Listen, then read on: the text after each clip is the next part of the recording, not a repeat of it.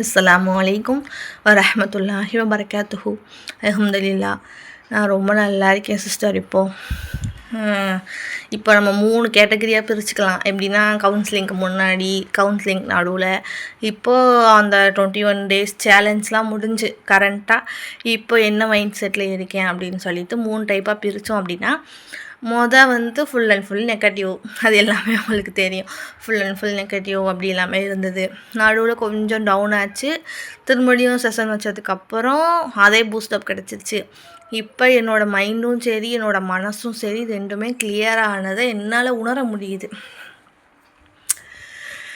நம்ம இத்தனை நம்ம என்ன நினச்சிக்கிட்டு இருந்தோம் அப்படின்னா, நம்மளை சுற்றி உள்ளது எல்லாமே தப்பாக தான் நடக்குது, எல்லாமே தப்பாக தான் இருக்குது, யாருமே நல்லவங்க கிடையாது, எல்லாமே தப்புன்னு நெகட்டிவ் மட்டும்தான் இருந்தது. அந்த நெகட்டிவ் தாட்ஸை ஃபுல்லாக எடுத்து இப்போ எப்படி சொல்கிறது, ஒரு டஸ்ட்பின்குள்ளே எடுத்து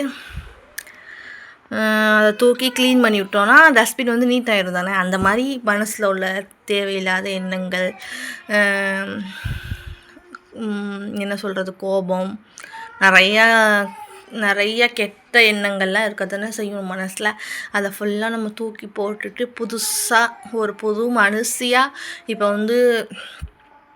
வாழ்கிற மாதிரி ஒரு ஃபீல் கிடைக்கிது. அதுதான் எனக்கு சொல்லணும்னு தோணுது ஃபீட்பேக்காக. அல்ஹம்துலில்லாஹ் நல்லா இருக்குது. இப்போது நான் தான் எனக்கு பொறுப்பு. என்னை சுற்றி உள்ளவங்களுடைய செயல்களுக்கு நான் பொறுப்பு கிடையாது. ஆனால் நான் என்னோடய செயல்களுக்கு நான் பொறுப்பு. அதே மாதிரி என்னோடய எண்ணங்களுக்கு நான் மட்டும்தான் பொறுப்பு. மற்றவங்க என்ன எண்ணுறாங்க அதுக்கு நான் பொறுப்பு கிடையாது. அது ஏன் கண்ட்ரோலில் கிடையாது.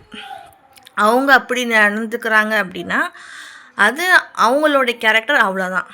அதை என்னால் சேஞ்ச் பண்ண முடியாது. ஆனால் என்னையை நான் சேஞ்ச் பண்ணிக்கலாம் அப்படின்னு சொல்லிட்டு எனக்கு புரியுது. எது நடந்தாலுமே நம்ம என்ன நம்புகிறோமோ, இப்போ நம்மளுக்கு நல்லது நடக்கும்னு நம்ம நம்பினோம்னா அது நடக்கும், நடக்காது அப்படின்னு நம்பினோம்னா நடக்காது. இதுதான் ரியாலிட்டி அப்படின்றது எனக்கு புரிஞ்சுச்சு. ஸோ நம்மளுடைய எண்ணங்களாக இருக்கட்டும், நம்மளோட செயல்களாக இருக்கட்டும், எல்லாமே ஹலாலான முறையில் ஒரு நல்லது தீயது பக்கம் போகாமல் ஒரு நல்ல முறையில் இருந்துச்சு அப்படின்னா நம்ம இந்த உலகத்துலேயும் நல்ல ஒரு வாழ்க்கையை வாழலாம். அப்படிங்கிறது எனக்கு இந்த 21 நாள் நான் டெய்லியாக அஃபர்மேஷன் சொல்லி இது பண்ணுறதுனால எனக்கு புரிஞ்சிச்சு சிஸ்டர். அவ்வளோதான் சிஸ்டர்.